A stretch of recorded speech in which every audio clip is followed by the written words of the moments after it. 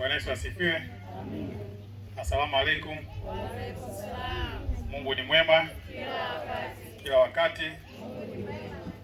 Basi kwa namna pekee tumshukuru sana Mwenyezi Mungu kwa siku hii ya leo ya tarehe 8 mwezi wa 8 2026 kwamba tuko hai, lakini pia kwa yote ambayo umetendeka kwa sisi kupata nafasi ya kushiriki misa takatifu ya Padre Filipo, misa ya shukrani ya upadrisho.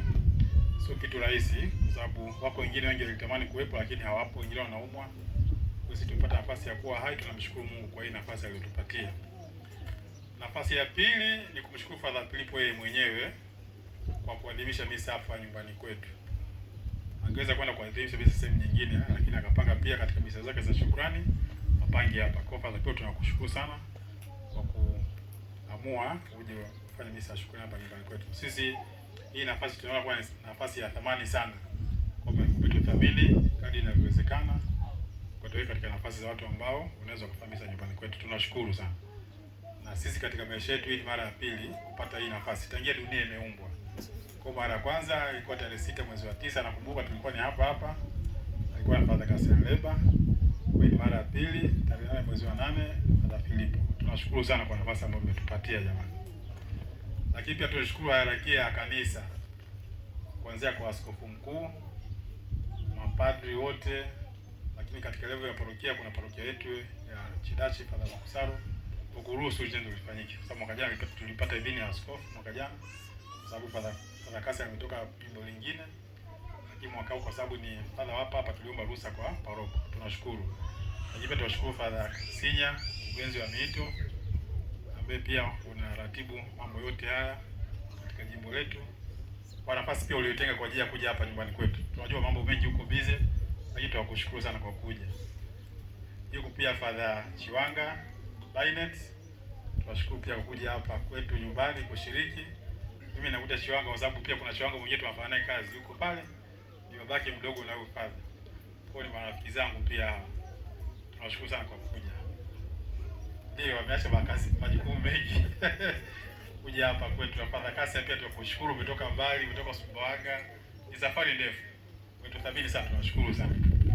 Sasa kikubwa labda niseme kwamba sisi waamini jamani, tuone umuhimu wa kuwa na mito mitakatifu. Hicho ndio kitu kikubwa ambacho nataka nikizungumze. Na kwa sababu huwezi kujua leo nini kitakutokea baada ya hii misa.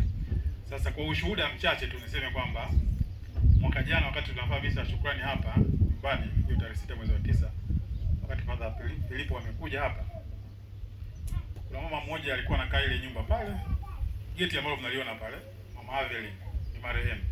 Na tumemwombea leo kwenye hii misa. Kama kumbukumbu zangu ziko sawa sawa, ile misa aliyoshiriki hapa ilikuwa misa yake ya mwisho. Na muda mrefu alikuwa anaumwa, hakupata nafasi kwenda kanisani, wakati mwingine anakuwa anaugua hapa pale. Lakini nilipomshirikisha kwamba kuna misa hapa nyumbani, akajikongoja akaja. Na alivaa vizuri kabisa, alipendeza kama nyinyi mlivyopendeza. Kitenge chake safi, akashiriki ile misa. Ilikuwa mwezi wa 9. Lakini baadaye mwezi wa 10 karibia na uchaguzi ni pale, kipindi kile cha uchaguzi hali yake ikawa mbaya. Na wakati ameugua amezidiwa, alilazwa pale General Hospital. Mimi kama mwenyekiti wa jumuiya nikapigiwa simu na ndugu zake kwamba huyu mama hali yake sio nzuri. Kwa nikaenda nikamuona, nikawapa taarifa pia na jumuiya wenzangu kwamba kuna mgonjwa. Waliopata nafasi wakaona kwenda kumpa pole pale hospitalini. Lakini ilikuwa Jumamosi nakumbuka, sio Jumamosi basi ni Jumapili, ambapo hali yake ilikuwa mbaya. Nikapigiwa pia simu kwamba huyu mama amezidiwa, tunahitaji huduma ya mpako mtakatifu wa padri, na amelazwa pale General Hospital. Sasa mimi kama mwenyekiti wa jumuiya nikapiga hesabu za haraka haraka kwamba sasa huyu mama yuko pale Dodoma General Hospital, anahitaji mpako wa wagonjwa. Mimi niko parokia Chidachi, lakini huko Chidachi ni mbali, mpaka Padre Makusaro atoke kule aende pale General Hospital ni mbali kidogo. Basi akili haraka haraka kanijia, nikasema niombe mapadri ambao wako pale jimboni. Kwa nikampigia simu Frate Symphorian huyu hapa. Namfahamu nadhani tulikuwa naye hapa Chidachi. Mnamfahamu jamani? Ndio. Huyu bwana nikampigia simu, nikamwambia Frate samani, mimi nina mgonjwa yuko hapa General Hospital, nahitaji huduma ya mpako wa wagonjwa. Basi Frate kwa haraka haraka, basi kuna father yuko hapo jimboni, wewe niongee naye. Akawa amenipangia Father Swaga nadhani ilikuwa Father Swaga. Basi mimi nikatoka haraka nikamwambia wale pale hospitalini kwamba naenda kutafuta father pale jimboni. Nikaenda nikasubiri sana, bahati mbaya Father Swaga hakupatikana, ila baadaye akaja father mwingine. Father yule mnene hivi. mzima hivi. Kachiwili nadhani. Kwa baadaye nikampata Padre Kachiwili. Ni mtu mzima, ni tena alikuwa ana shida kidogo kutembea kwa shida, lakini akasema kama kuna mgonjwa mimi nitakuwa ni mzima, nitaenda kumpatia yule mgonjwa mpako mtakatifu. Basi akachukua sakramenti, akachukua mafuta, nikamsaidia kubeba. Tukaenda pale General Hospital, tukakaa. Mgonjwa alikuwa hali yake ni mbaya. Tukamwambia subirini kwanza mpaka kidogo muandae aweza hata kuongea, hata pia na kupokea Ekaristi. Kwa kweli tulikaa, tulisimama, baadaye nikamtafutia kiti, Padre akakaa. Kama dakika 40 tunasubiri mgonjwa aandaliwe. Basi bahati nzuri akawa katika nafasi nzuri ya kuweza kuongea na padri pia na kukomunika. Kwa tukafika pale, tukasali wote, mama yule akaungama, akapokea mpaka wa wagonjwa, pia akapokea na Ekaristi. Baada kama siku 3 hivi akapata nafuu. Lakini baadaye kama siku nyingine 4 akazidiwa, hali yake ikawa mbaya zaidi. Hali yake ilikuwa mbaya zaidi, akapelekwa Benjamin Mkapa. Wakati anaenda Benjamin Mkapa, ilikuwa mwezi wa 10 sasa kipindi hicho. Nikampa taarifa Padre Kaserleba kwamba hapa jirani kuna mgonjwa anaumwa. Na huyu mama wakati wa misa alishiriki kwenye misa yako. Padre alikuwa amekuja nadhani kwenye shughuli nyingine hapa Dodoma. Kulikuwa na shughuli fulani hapa. Hiyo mwezi wa 10. Padre Kaserleba alikuwa amekuja. Kwa nilipopa taarifa kwamba huyu mama amezidiwa sana, ni mgonjwa amelazwa yuko Benjamin Mkapa na hajiwezi. Padre alitoka akaenda kusali naye pale Benjamin Mkapa, Padre Kaserleba. Lakini kadri ya mapenzi ya Mungu, mnafahamu Mungu alimpenda zaidi kama akawa amefariki. Lakini hata vitu ambavyo nilikuwa nimemshukuru Mwenyezi Mungu kwamba yule mama alipata nafasi ya kupata hizo huduma.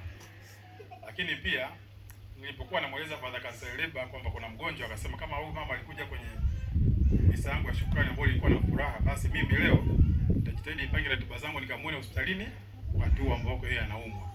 Unaona Kwa ni matukio ambayo mimi kwa kweli ilinigusa kwamba tunahitaji zaidi tuwe na hawa wapako mafuta kwa ajili ya kutuhudumia sisi walei.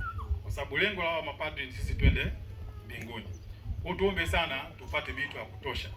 Mito ya mapadri, lakini pia na masista. Tuko na masista hapa mnawaona wako zaidi kwenye kazi labda ya kufundisha shuleni au wanahudumia hospitalini au wanalea watoto ambao wana changamoto za hapa na pale. Kwa tuombe sana tuwe na mito mitakatifu mingi ya kutosha kusaidia kanisa letu. Kale katoto mnakaona nilikuwa nimekazungumza hapa, kanasema kanataka kuwa kapadri. Kadogo tu kajoven, sio kwa wapi rafiki kama. Anaongeza sasa hivi ni mtoto mdogo hajui vizuri, lakini anaona kwamba padri yuko hivi, padri yuko vile.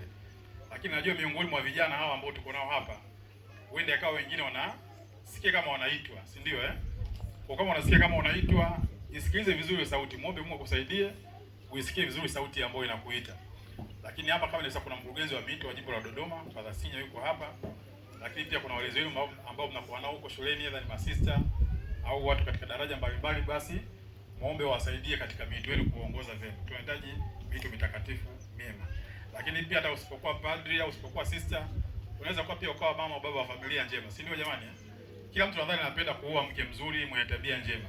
Au kama akiolewa, aolewe na mume mzuri mwenye tabia njema, si ndio? Kwa utampataje? Lazima kuwa na changamoto huu mchakato wa kuwa na malezi mema mazuri. Basi tunashukuru sana Mwenyezi Mungu kwa zawadi ya mito mitakatifu katika kanisa letu. Kingine pia ambacho nimesema niwashukuru pia ni kuhusu watu. Padre Kaserleba amezungumza kwamba mtaji mkubwa wa padri ni watu. Lakini pia hata sisi waamini, sio tu mapadri, mtaji mkubwa wa waamini pia ni watu. Sisi tuliosoma zamani tunakumbuka, tulifundishwa kipindi kile na Nyerere. Nyerere alisema kwamba ili nchi iendelee inahitaji vitu vingapi? Vitu vingapi nchi iendelee? Vitu vinne. Cha kwanza alisema ni watu. Tunahitaji watu ili nchi iendelee. Kwa sio tu nchi, hata kanisa.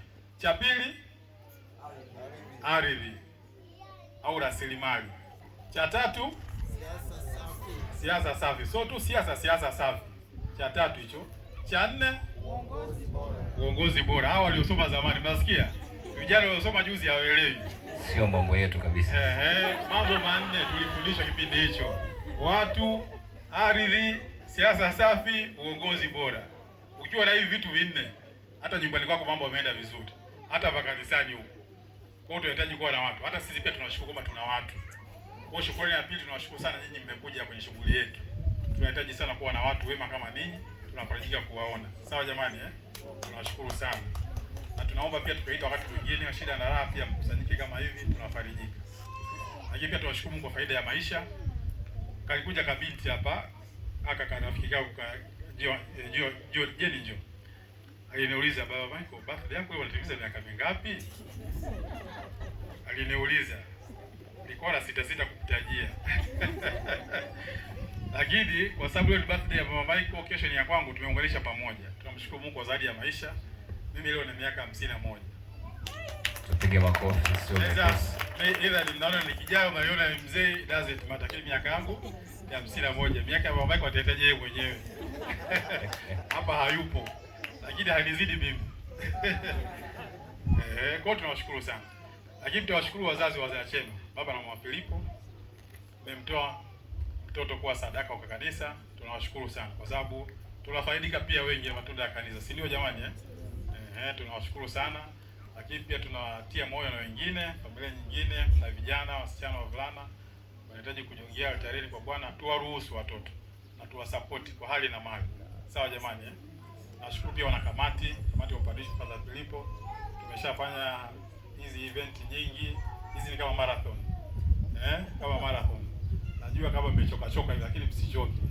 Tumebakiza chache kama mbili, si ndio? Tumebakiza Ovada na nyumbani kwa mama ule. Kwa tumebakiza chache. Kwa hiyo tunawashukuru pia kwa nafasi mliotenga kwa muda wenu. Lakini pia msichoke. Ni vyema tukawasupport hawa wenzetu. Nawashukuru majirani, marafiki zangu wote na Pius wengine ofisini. Nawashukuru wanajumuiya. Tangia mwanzo nimemshukuru baba na mama Paulo. Wameturuhusu kwenye shamba lao tumefanya shughuli yetu. Nawashukuru sana. Namshukuru Mr. Msangi, jirani pale kwa chama chetu cha ujirani. Nashukuru kwa kanisa kwa maana ya hapa Kigoni kwetu.